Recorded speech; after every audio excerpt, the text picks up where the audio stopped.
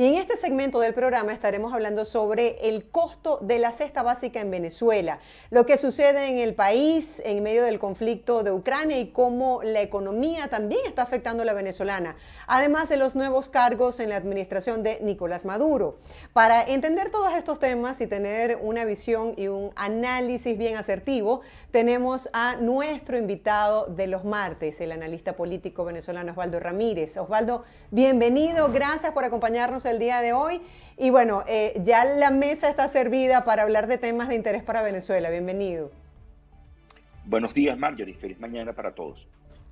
Comenzamos justamente por lo último. Recientemente Nicolás Maduro, visto que este es un tema interesante porque no hay elecciones programadas este año, y justamente indicó recientemente, hace apenas unos 4 o 5 días, que estaba determinando cuatro grandes nuevas áreas de trabajo y asignó estas responsabilidades a parte de su círculo cercano, en donde inicialmente, comenzamos por Delcy Rodríguez, que le asignaron esta responsabilidad. Ella tenía que llevar a cabo una especie de trabajo de 1 por 10 en relación con el buen gobierno, ¿ok? Este buen gobierno, y para analizar este punto, tiene que ver con tratar de montar a las estructuras clásicas del partido. Recordamos que en cualquier partido político tratas de generar movilizaciones, de que un elector moviliza a otras 10 personas. En este caso es que ese miembro del partido, sea a través de los comités locales de administración y producción, de alimentación y producción, las VC, estas unidades de batalla electorales, o las RAS, entre otras diferentes figuras, traten de organizar y tratar de calmar las aguas en relación con la conflictividad social, que éstas sean como una especie de canalizadores de ese descontento social. ¿Por qué hablo de ese descontento? Porque en el tablero de conflictividad social que llevamos en el país, desde el 1 de enero hasta el día de ayer se han registrado más de 1.826 protestas en el país. Principalmente esas protestas han estado asociadas a temas laborales. Recordemos que hubo una primera respuesta de parte de Nicolás Maduro hace algunos días, en la cual respondió con el aumento a medio petro. Para quien no esté familiarizado con el tema de petro en Venezuela, no se trata del candidato presidencial colombiano, sino de una especie de criptomoneda que a la vez también es una unidad de cuenta, una unidad de valor anclada alrededor de los $60. Es decir, autorizó un aumento en bolívares a el equivalente a $30, ¿ok? Y esto también llevar a mover todo el esquema de pensiones y todo lo que implica eventualmente cambios en esquemas de convenciones colectivas, que justamente en este punto va a comenzar en convenciones colectivas una reunión tripartita supervisada por la OIT el próximo 25 de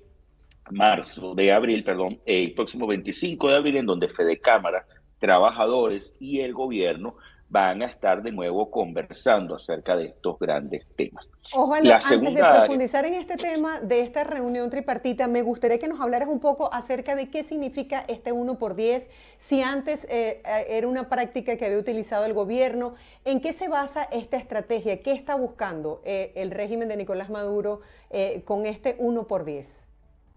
Mira, lo que está buscando es la canalización de esas inquietudes sociales, sobre todo relacionadas con la crisis de servicios públicos, las protestas por agua potable, que hoy son las terceras protestas en el país, las protestas por temas eléctricos, las protestas por servicios públicos. Hay que recordar que en los últimos 15 días, sobre todo lo que se denomina la cola del sistema eléctrico nacional desde la generación hidroeléctrica del Guri, que estamos hablando de los estados de Occidente, principalmente los andinos, Zulia y Falcón, han estado sufriendo unos apagones por encima de las horas que supuestamente eran las programadas. Esto genera conflictividad, esto genera de cierta manera cierto rabia, cierta situación de frustración, y que conlleva a tratar de calmar las aguas. Y justamente este va a ser el rol de estas personas del partido, que van a estar tratando de calmar a sus comunidades o explicarles cómo canalizar estas denuncias. Por ejemplo, la segunda aseguró área, que... Sí, sí, Sí, te que, escucho. que el costo de la canasta alimentaria familiar de febrero superó ya los $450. ¿Cómo vive el venezolano en medio de estas condiciones? Y yo creo que eso ha exacerbado bastante las protestas, tomando en cuenta que, por ejemplo, la falla en los servicios de electricidad en Zulia y Mérida son impresionantes. Son suspensión del servicio durante más de 15 horas. Sí, por eso. Justamente aquí conecto con el segundo punto para que tiene que ver, esa responsabilidad se la asignaron a Héctor Rodríguez, de tratar de encontrar un mapa de soluciones. Ese mapa de soluciones no hubo mayores detalles, pero está conectado con realmente tratar de entender cómo se puede tratar de generar políticas públicas pragmáticas que logren resolver problemas medianamente estructurales, pero entendiendo que hay un tema, necesitas inversión necesaria para resolver asuntos ligados al sistema eléctrico nacional, a pesar de, según la memoria y cuenta de la vicepresidenta ejecutiva Delcy Rodríguez hace algunos días, ella indicó que el año pasado se logró incrementar la producción eléctrica en 21%, pero justamente hoy estamos viviendo los últimos días de este periodo de sequía en Venezuela y suele aumentar cuando vemos la tendencia que llevan algunos observatorios de servicios públicos, vemos la tendencia generalmente coincide mes de febrero, mes de marzo, mes de abril, con el mayor número de cortes eléctricos no programados, de apagones, etcétera, etcétera. Pero esto es una situación que está llevando al venezolano de nuevo a situaciones límite, a situaciones de muy lamentablemente tener que de nuevo pensar en la privatización de servicios públicos como lo hizo en el pasado. Y con esto nos referimos a el tema de la compra de plantas eléctricas para aquellos que puedan, porque estamos hablando de costos importantes, o el tema de la realización y tratar de tener pozos profundos para el servicio de agua potable, entre otras medidas que han tomado los venezolanos en los últimos años en este esquema de privatización de servicios públicos. Con el tema El te petrolero y la situación de Ucrania, me permito compartirte.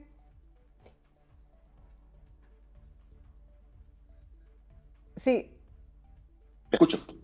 disculpa, Osvaldo, es que tengo cierta interrupción con el sonido y no te escucho, disculpa la interrupción. Una de las preguntas que nos han hecho los televidentes, principalmente nuestro público, nuestra audiencia de Venezuela, es el tema petrolero. Me permito compartirte un titular que tiene que ver con la invasión a Ucrania. El economista Alejandro Grisanti dice que por esta crisis Venezuela podría generar 19 millardos de dólares en el 2022 por exportaciones petroleras. ¿Qué piensas tú sobre esta esperanza que tiene el pueblo de Venezuela que puedan ingresar nuevos recursos al país en materia petrolera por lo que está ocurriendo con la invasión a Ucrania? Mira, es factible siempre y cuando haya una licencia o cambios en las licencias de la OFAC, de la Oficina de Protección de Activos del Departamento del Tesoro norteamericano, que le permita a las compañías transnacionales que están acá en Venezuela poder generar esos procesos de venta directa, ¿ok?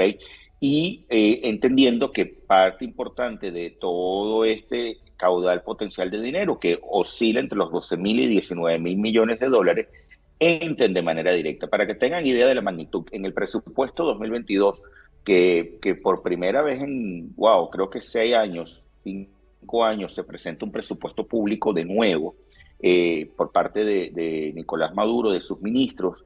En el presupuesto para el 2022 se estimaba que los ingresos petroleros iban a ser en todo el año de unos 10.000 millones de dólares. Recordando que esas ventas vienen por triangulaciones con terceros países, de una manera bastante opaca, de una manera en la cual Venezuela vende su crudo a descuento de manera importante. Pero ¿qué sucede con esto? Estás viendo la esperanza de unos aumentos potenciales de los ingresos, más allá de lo que se está viendo en materia de ingresos de tributos internos. Prácticamente esta semana está entrando en vigor el impuesto a las grandes transacciones financieras que pecha con 3% adicional las ventas en criptoactivos o en efectivo, en dólares en efectivo, euros en efectivo, de manera directa en los comercios o en las transacciones entre empresas, y esto genera prácticamente un incremento para fiscal potencial de costo de vida, a pesar de que sigues con esa ilusión de un dólar, una paridad cambiaria controlada por debajo de los 5 bolívares. Aquí hay un tema, y es que esa expectativa la gente aspira que se traduzca en mejoría de salarios. Y justamente tú lo comentabas hace unos minutos, una canasta alimentaria familiar que está ubicada alrededor, de acuerdo a los datos de Sendas, que es una de las organizaciones que lleva el tracking más importante, más antiguo de este costo de canasta, en cerca de los $450 para el mes de febrero. Sí, cuéntame de las empresas petroleras como Citgo. ¿Crees que podrían establecerse en el país con la garantía, pues, de que no saben si van a ser o no expropiadas? ¿Cuál es el ambiente que se está manejando? Se habla de nuevos acercamientos por parte del gobierno de Estados Unidos con Venezuela, de solicitudes para flexibilizar las sanciones contra Nicolás Maduro y sus funcionarios y en todo caso la parte petrolera, que tú lo comentabas muy bien en una encuesta que hiciste sobre el rechazo de los venezolanos a las sanciones petroleras. Mira, la realidad va a estar de la mano si efectivamente se llegan a acuerdos directos por parte tanto de la administración Biden hacia Nicolás Maduro. La semana pasada conversábamos de este tema, en donde dentro de Estados Unidos la preocupación es que efectivamente baje inicialmente el costo de los combustibles. Recordemos que el mercado petrolero de la gasolina se mueve por oferta y demanda, y por esas pequeñas percepciones de potenciales amenazas, y esto ha llevado a un incremento importante a nivel mundial del costo de los combustibles, pero no solo esto, sino que también la guerra de Ucrania, la guerra en Ucrania por parte de Rusia, ha generado una situación importante de amenazas a commodities que están amenazando cadenas de suministros, que van a amenazar parte importante de commodities como el trigo, como el maíz, como el níquel, entre muchos otros, y que en el caso venezolano toca, por ejemplo, el tema de los fertilizantes. 80% de los fertilizantes que utiliza el agro venezolano provienen de Rusia, ¿ok? Y esto puede generar cambios abruptos en lo que implica la inflación, no solo a nivel mundial, porque el caso norteamericano tiene unas particularidades distintas al venezolano, pero estamos viendo, y hay que recordar que no se ha salido de la pandemia de COVID, a pesar de que algunos países ya han tomado algunas decisiones de política pública en materia de salud, de tratar el COVID ya no como una pandemia, sino como una endemia estacional, viendo cómo países ya han relajado por completo todo lo que implica ciertos temas que nos obligaban en el pasado a tratar de generar cambios, a tratar de generar una situación de distanciamiento social. Esta realidad no ha cesado y por lo tanto las consecuencias asociadas a la economía no han terminado de sentirse. Y no han terminado de sentirse porque simplemente cuando estabas medio enderezando el carro, ¡boom!, vino otro golpe muy fuerte en términos disruptivos, que fue esta guerra que estamos viviendo en este momento, y que bueno, hoy comenzó otra ronda de negociaciones para potencialmente alcanzar un cese al fuego, pero que lleva a Nicolás Maduro, lleva a empresas petroleras, lleva a la administración Biden a tener que cambiar claramente ciertos paradigmas que por lo menos los últimos 13 años han estado dominando. Y parte de esos paradigmas es cómo le permito yo a un país que está sancionado, funcionarios sancionados, vender efectivamente ese petróleo, y que ese petróleo que no solo sea para empresas norteamericanas, que recordemos que hay unas licencias que le permiten a 6 empresas norteamericanas operar en Venezuela, sino también a otras que están, a otras transnacionales que tienen esa capacidad y que efectivamente están en el país. Sí, Osvaldo, quisiera que nos hablaras un poco ya como ciudadano común, como consumidor, ¿cómo has visto el suministro de productos? Hay desabastecimiento de algunos productos y también los costos. En el caso de aquí de Miami hemos visto, por ejemplo, escasez de harina pan o de pastas. Ya no se consiguen todas las marcas que solían conseguirse. Y en el caso de Venezuela, pues mucha gente dice que en los bodegones se consigue de todo, pero los precios son inaccesibles al ciudadano común. Sí, mira, como ciudadano común, consumidor, nosotros no estamos registrando, no estamos viendo de manera directa en nuestra compra familiar absolutamente nada de desabastecimiento. Hay que recordar que los patrones de consumo del venezolano, hubo una crisis importante de desabastecimiento en 2016, 2017, parcialmente el 18, que llevó al consumidor a tratar de comprar más, incluso lo que no consumía. Por poner un ejemplo, comprabas un paquete de 20 kilos de harina de maíz, ¿ok? Uno de los productos importantes que fabrica Empresas Polar, sea marca Harina Pan o sea cualquier otra, pero tú en tu casa no consumías eso en ese tiempo, simplemente lo tenías, lo almacenabas. Ese patrón de almacenamiento modificó. Simplemente si yo hoy requiero un kilo de arroz o un litro de aceite o un kilo de harina pan, voy y compro solamente ese kilo. Eso no se está viendo en los mercados locales y hay que entender además que si bien los precios pueden ser prohibitivos para el venezolano común en estas tiendas de conveniencia llamadas bodegones, la realidad es que estos productos tienen acuerdos de controles de precio en general, de unos controles de precio acordados. Realmente son precios acordados, no es un precio controlado, y ese producto está en los anaqueles.